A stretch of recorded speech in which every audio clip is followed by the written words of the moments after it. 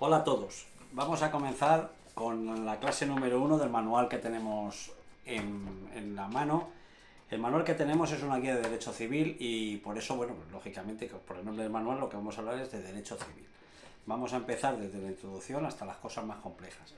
El tema número 1 nos dice, se titula el derecho civil español, ¿vale? Y nos habla, en la introducción nos dice, el concepto y contenido de derecho civil en la actualidad es el resultado del desarrollo histórico de España a lo largo de los siglos. Por ello, en este primer tema se hace un recorrido sobre el sentido de derecho civil desde Roma hasta nuestros días. A lo largo de este proceso veremos cómo el derecho civil, en el momento de la codificación y hasta hoy, llega a ser concebido como derecho privado y como derecho común. Vale, ya estamos enrevesando aquí las ideas de queremos introducir a alguien en el derecho civil, empezamos hablando de historia. Vamos a descartar la historia y vamos a explicar ciertas cosas que tenemos que saber. ¿Qué es la codificación? Eso es lo primero que tenemos que saber, porque si nos habla de codificación y no sabemos lo que es, lo primero que tenemos que saber es qué es la codificación. La codificación en derecho es cosas que se plasman en un código, ¿vale? Cosas que se plasman en un código, o sea, las leyes que están escritas, los reglamentos que conocemos, todo lo que está en el BOE. El BOE podría ser el código y la codificación es poner las cosas en el BOE, para que la gente tenga conocimiento de ellas, para que sean únicas, para que tengan vigor y demás, ¿vale? A partir de ahí la codificación empieza con Napoleón. Vamos a asociar codificación del derecho civil con Napoleón, más o menos. No hace falta ser exactos. Lo demás es complicarnos. Nos habla aquí de historia, de derecho común, de no sé qué, de tal, de cual. Derecho civil, ¿vale? Codificación, se plasma en un código. Derecho civil, derecho privado. Derecho civil es equivalente a derecho privado. O sea, las regulaciones, las normas que regulan las relaciones jurídicas de derecho entre los particulares. Véase un contrato, véase un divorcio, véase un matrimonio también, véase una herencia, ese tipo de cosas son normas de derecho civil. Derecho mercantil se podría concebir dentro del derecho civil, pero cuando ya tenemos una empresa de por medio, ¿vale?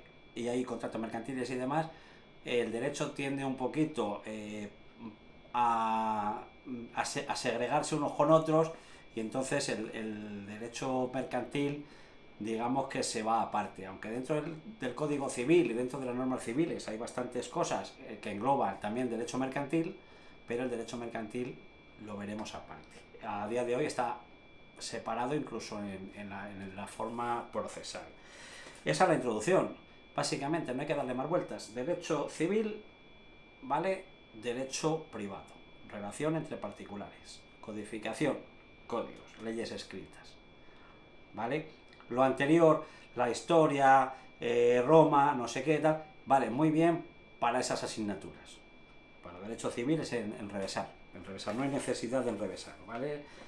Dice, el concepto de derecho civil nos habla aquí, nos habla del concepto histórico, no sé qué tal, pero nos habla uno que es el concepto dogmático, que es, digamos, yo diría que es el concepto más exacto que podemos tener y el que nos va a hacer entender todo. El siguiente. El derecho civil es el sector del ordenamiento jurídico que forma parte del derecho privado y que se ocupa de regular a las personas en los diferentes ámbitos de su vida. Repito, el derecho civil es el sector del ordenamiento jurídico que forma parte del derecho privado y que se ocupa de regular a las personas en diferentes ámbitos de su vida, el patrimonio, la familia, tal. A ver, dentro del derecho civil están los registros civiles, está el registro civil, que nacimientos, defunciones, todo eso entra dentro del ámbito del derecho civil. Son cosas particulares que iremos estudiando a lo largo de las clases, que sepamos que entra ahí y ya está. Pero tampoco sin volvernos locos, sin meternos en berenjenales y tal. ¿Vale? En España tenemos por costumbre enredar, ¿vale? Entonces, ¿qué ocurre? Que claro, dentro del derecho civil tenemos un concepto que es la vecindad civil, ¿vale? ¿Y por qué tenemos este concepto que le explicaremos más adelante? Porque tenemos varios derechos civiles, o sea, tenemos el derecho civil europeo, ¿vale?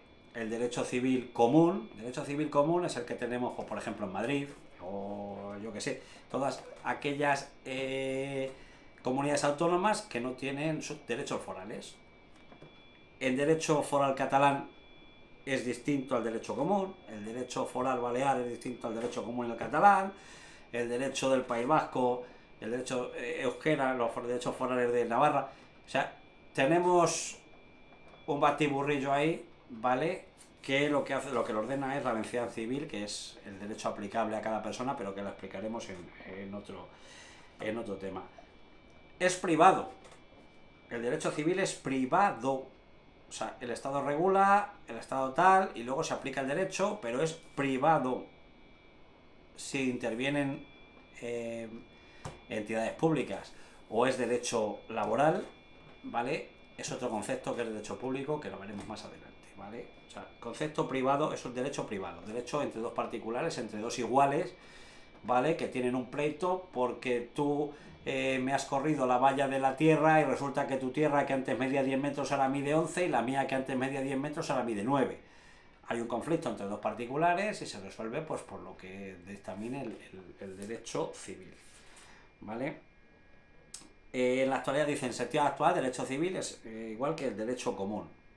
Bueno, podemos interpretarlo así, pero es un poquito ambiguo, yo lo veo ambiguo.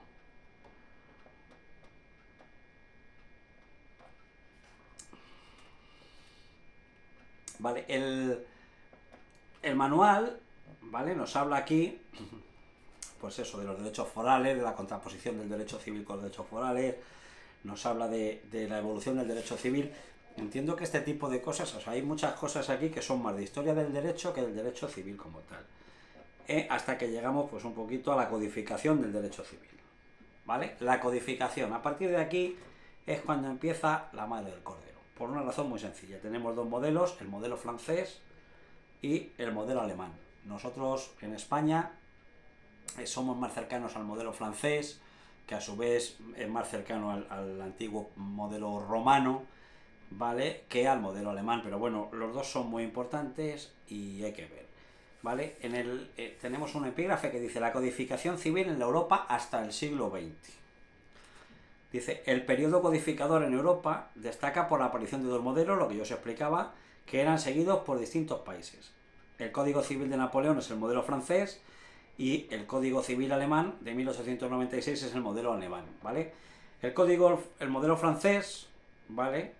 Es el Código Civil napoleónico en 1804 y entra en vigor en Francia, en Bélgica y en Holanda, ¿vale? Jurídicamente, dice aquí, recoge la libertad contractual, el carácter absoluto de la propiedad, la responsabilidad por daños y la idea del matrimonio como contrato. Es decir, exactamente lo que tenemos ahora.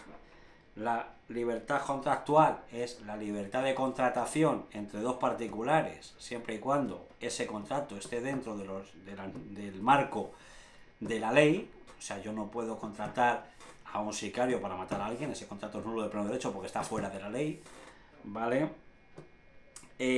Habla también del carácter absoluto de la propiedad, o sea, la propiedad privada, mi casa es mía y solo mía. Tenemos el problema de los ocupas, que también pues lo veremos más adelante, los problemas posesorios y demás.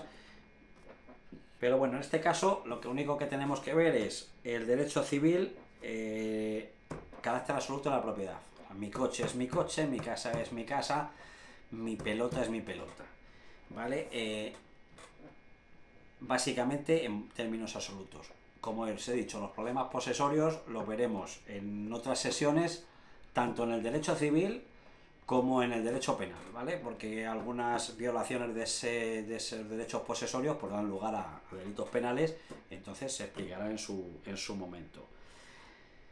El primer código civil portugués, el italiano, en fin, y ciertos países de Sudamérica como Chile o Argentina, o sea, ese código civil, ese modelo civil francés se extiende bastante por todo el mundo, no solo por Europa, y es, como digo, la antesala del Código Civil actual nuestro, en su gran parte, en su mayoría, ¿vale? Nos habla del modelo alemán. Consigue la unificación jurídica de Alemania, aunque no entra en vigor en el año 1900, y cabe destacar la polémica sobre la codificación que había surgido entre Thibault, favorable de asistencia a un código civil, y Savigny, que negaba la falta de madurez doctrinal alemana y la artificialidad de un código que impide, que impide la variedad de la ley frente a la vida. O sea, aquí había dos tendencias, uno que era más favorable a codificar, otro que era favorable para no codificar tanto, para dejar más libertad al individuo y demás. No es algo que vamos a ver en varios momentos, ¿vale? Es algo que habréis visto en primero de carrera, se ven estas cosas y demás, pero no es algo que yo considere que sea lo bastante importante para darle más cabida en la iniciación del derecho civil. La codificación española. Dice la siguiente pregunta, la codificación española es bastante tardía, ¿vale? La codificación, cuando hablamos de codificación, hablamos de códigos civiles, ¿vale? De códigos civiles, ¿vale? O sea, tenemos un montón de códigos civiles, un montón de cosas. O sea, en 1812 tenemos la Constitución de Cádiz, en 1821 hay un proyecto parcial de Código Civil, en 1829 se promulga otra especie de Código Civil porque el primero no sale, en el 43 se crea una comisión de codificación, en fin, aquí interviene gente como Bravo Murillo, García de Goyena. Se publica finalmente un proyecto de Código Civil en el 1851 siguiendo el modelo francés, ¿vale? En fin, recoge parte del derecho de Castilla y deja a un lado los derechos forales, lógicamente, como esto de los derechos forales siempre ha dado y sigue dando problemas en España a nivel jurídico y a nivel político, ¿no? Entonces, pues bueno, ahí siguen unos y otros, se paraliza la labor, paran un poquito, 1851 hasta 1880, tal, y luego, pues bueno, van saliendo leyes ahí, en esa segunda mitad del siglo XIX, como la ley del registro, la ley del notariado, la ley del matrimonio civil. A ver, salen unas cuantas leyes, un montón de leyes que son del ámbito civil, pero que no son el Código Civil como tal, ¿vale? También estamos en una época muy convulsa en España, una constitución se aprueba en el 12, se deroga, aparece otra, tal, una época convulsa, Primera República, en fin, hay mucho batiburrillo y eso hace complicado la codificación. El batiburrillo histórico en que nos vemos sumidos hace complicada la codificación. Una cosa similar a lo que nos está ocurriendo ahora. El batiburrillo político pues hace complicada ciertos acuerdos o la evolución de ciertas normas, ¿vale? Que a lo mejor son necesarias, pero que al no ponerse de acuerdo la clase política es inviable, ¿no? Finalmente, pues ya en el año 1888 se presenta una ley de bases que se aprueba el 11 de mayo y es Francisco Silvela, que a muchos os sonará, ¿vale? Quien consigue que se apruebe esta ley, y a partir de esta ley hay una segunda edición en el 24 de julio de 1889, que es lo que podemos conocer como el Código Civil actual. O sea, el Código Civil actual tiene fecha 24 de julio de 1889. A partir de ahí se ha ido modificando, se ha ido reformando, se han ido cambiando artículos por las diferentes leyes, por la Constitución, por no sé qué, por no sé cuánto, pero un Código Civil entero, como tal, como conocemos, como podemos ver, o sea, tú vas a la librería, deme usted el Código Civil, y le dan a usted un librito donde viene todo. Ese Código Civil está hecho de recortes. Ese Código Civil se aprobó en un inicio en 1889, se ha ido modificando, se ha ido tal, pero no se ha aprobado ninguno nuevo, ¿vale? El Código Civil, pues claro, fue muy criticado, lógicamente. Al final estos temas son problemáticos. Por lo que hemos dicho. Sobre todo por los derechos forales.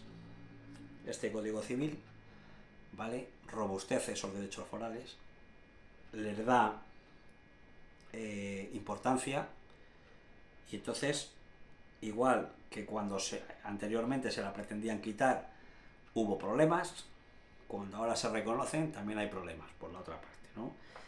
Al final, con los derechos forales en España siempre hemos estado en la misma tesitura, ¿no?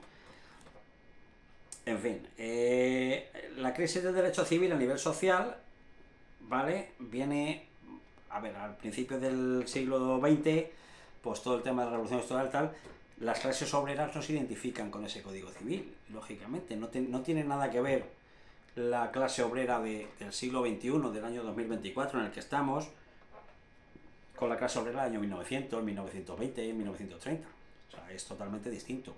Entonces, bueno, el código civil para esas clases obreras de aquella época, de aquella tal, no le representaba. Entonces hay una crisis importante porque ese tema se lleva a lo social. En fin, la ideología liberalista no es apropiada en ese momento porque al final la clase trabajadora, la clase obrera estaba muy desamparada y bueno, se produce una disgregación importante y en fin, digamos que el código civil está ahí, pero no su implantación y su ejecución no son claras. No es claro que todo el mundo respete ese código civil, no es claro que lo que pone en el código civil sea válido para todos, porque deja fuera gran parte por su forma de estar redactado, ¿vale? Todo esto va evolucionando y bueno, pues hasta que llega a España la Constitución actual, después de la Segunda Guerra Mundial, todo va cambiando, todo tal. En España tenemos la gran dictadura, en fin, a nivel civil recorta derechos, el divorcio, tal, no sé qué, pero no tiene un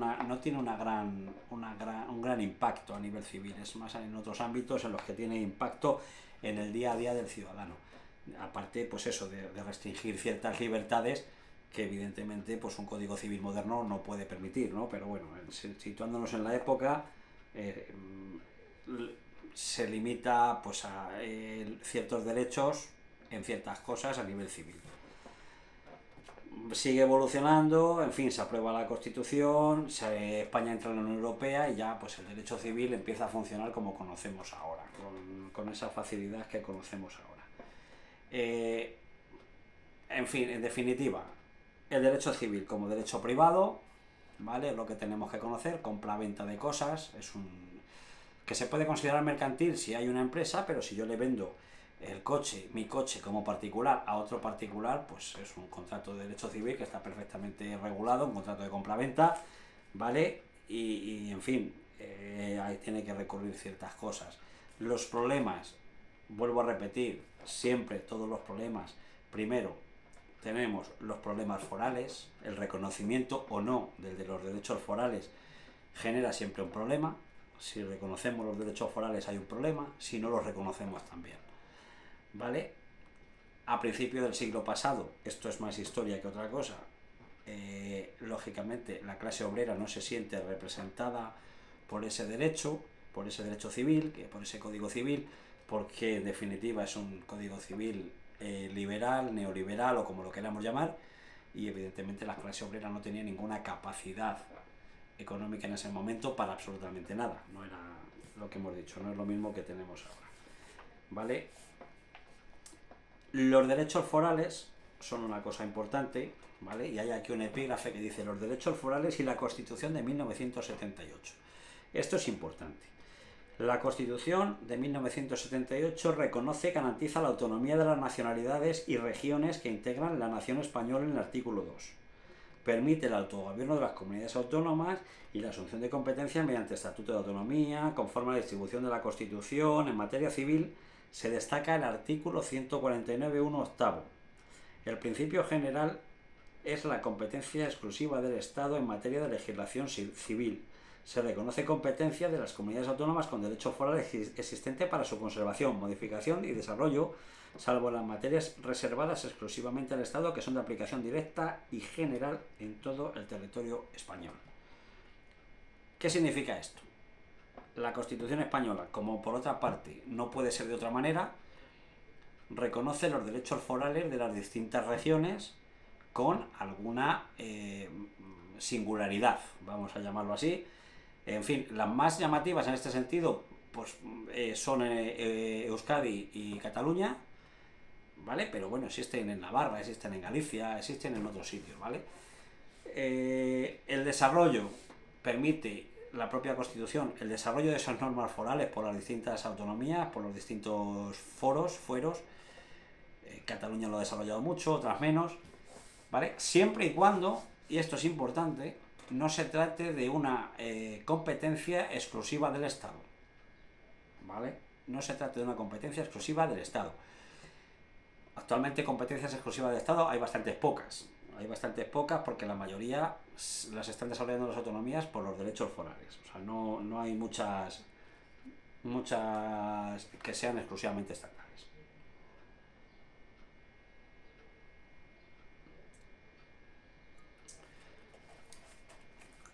No es lo mismo derecho foral que derecho autonómico, ¿vale? Esto ya explicaremos un poco la diferencia. No es exactamente lo mismo, aunque podemos englobarlo más o menos dentro de lo mismo, pero no es lo mismo, porque el derecho foral va a atender más al derecho civil como tal, a los fueros que tengan tal, mientras que el derecho autonómico pues puede en muchos ámbitos, puede legislar en muchos ámbitos, excluyendo los que tenga el Estado. Para ellos mismos tienen competencia las comunidades autónomas en todos aquellos ámbitos que estén recogidos en su Estatuto de Autonomía. El Estatuto de Autonomía, recordaros a todos, al que no lo sepa y al que lo sepa se lo recuerdo, que el Estatuto de Autonomía de las comunidades autónomas no es una ley autonómica, es una ley orgánica, ¿vale? Todos los estatutos de autonomía de las distintas comunidades autónomas son leyes orgánicas, ¿vale? Con todo esto que hemos hablado, podríamos decir que hemos introducido bastante bien lo que es el derecho civil. El derecho civil es aquel, vuelvo a repetir, que compete, es el derecho privado, que compete a la persona desde que nace hasta que muere e incluso después del fallecimiento en lo que pueda ser su legado o su herencia. Es aquel que resuelve todos los problemas entre personas privadas, ¿vale? El derecho civil regula las relaciones jurídicas entre personas privadas. Cuidado con esto. Cuando digo relaciones jurídicas, siempre que interactuamos hay relación jurídica. Siempre que interactuamos hay relación jurídica. O sea, si estoy interactuando, voy a comprar una barra de pan, estoy haciendo un contrato de compra-venta, ¿vale? Estamos interactuando. ¿Quiere decir esto que el derecho, que la judicatura, que el derecho civil va a intervenir siempre? ¿Que la resolución de conflictos por la vía civil va a intervenir siempre? No, no hay necesidad ninguna. Yo voy, compro una barra de pan, 70 céntimos, 75, 1 euro. Yo le doy el euro al panadero o a la panadera, ¿vale? Para mí mi barra de pan, para ti tu euro. Fin del problema. No existe ningún problema, por lo cual, si ahí, aunque la barra valga 1 euro, el panadero o la panadera decide regalármela, la barra es mía a coste cero. ¿Por qué? Porque el derecho civil precisamente lo que hace es, digamos, proteger la libertad del individuo para hacer ciertas transacciones, ¿vale? El derecho civil interviene de forma directa en ese tipo de transacciones cuando existe una discrepancia. Cuando hay una discrepancia, entonces vamos al derecho civil y yo voy y me llevo la barra y no le pago a la panadera o al panadero. Y entonces el panadero dirá, oiga, que es que usted me debe 1 euro. Y entonces vamos a ir a ver qué dice el Código Civil y las leyes civiles al respecto del euro que usted me debe, cómo lo puedo reclamar y demás. Ese es el problema jurídico, pero la relación jurídica es la compraventa, ¿vale? En la mayoría de nuestras relaciones va a haber siempre una relación jurídica, aunque nosotros no pensemos que esa relación es jurídica. Porque si viene tu hijo y te dice, papá, quiero un chicle, toma, hijo, 10 céntimos y vete y cómpralo.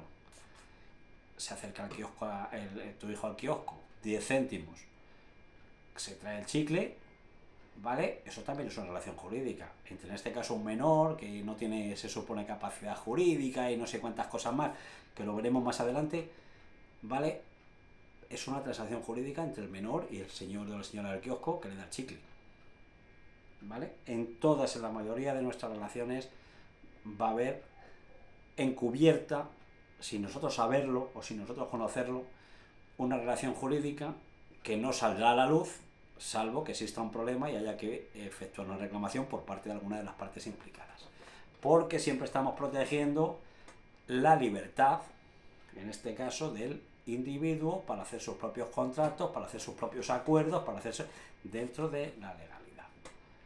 ¿vale? Solo interviene el registro o la autoridad que se contemple en las determinadas leyes, pues en determinados contratos. O sea, si yo hago una escritura pública de compraventa, ¿vale? Pues tiene que intervenir el notario. ¿Es una relación jurídica? Sí, es una compraventa. Es una compraventa. ¿Por qué tiene que intervenir el notario si es una compraventa? Bueno, pues porque hay otras leyes civiles también, de registro y no sé qué, que dice que tiene que dar constancia en el registro de la propiedad, por ejemplo, de a quién pertenece la finca, a quién no pertenece, si tiene carga, si no tiene carga, en fin. Pero a través de otras leyes. La compraventa se podría hacer sin la intervención del notario. Pero hay una legislación civil también, pero de otro ámbito, que dice que esa compraventa se perfecciona de una determinada manera. Complementa, es una legislación más específica al Código Civil, que lo que hace es hacerlo de forma general, ¿vale? En el matrimonio o la pareja de hecho lo mismo, ¿vale? Tiene que quedar registrado en los registros correspondientes y para eso tiene que intervenir la autoridad judicial o el cura, en este caso, debe de llevar el casamiento al registro civil, o en el caso de las parejas de hecho el registro de parejas de hecho, en fin, interviene otra serie de autoridades, pero es menos válido que yo como pareja de hecho no haga ningún papel, tal, viva con mi pareja en su casa o en él y en la mía. En el ámbito del derecho civil común, el derecho civil común no hay ninguna diferencia en tanto en cuanto la relación entre las dos personas es la misma. Pero claro, al tratarse de una relación especial, ¿vale? Requiere que sea registrada en determinados sitios, porque en el ámbito del derecho civil también conviene a la hora de ciertos derechos, ciertas obligaciones, en fin. Las formas de perfección son las que varían en función de las distintas leyes que desarrollen el derecho civil, porque no olvidemos que el Código Civil no deja de ser un fondo común que actúa de legislación subsidiaria, es decir, subsidiaria es algo así como secundaria, ¿vale? Cuando una ley específica al respecto no dice lo que hay que hacer. No puede legislar nada que vaya contra el Código Civil, porque en ese caso habría que cambiar el Código Civil, como ya se ha hecho, pero a su vez, si no hay legislación, el Código Civil es el que interviene.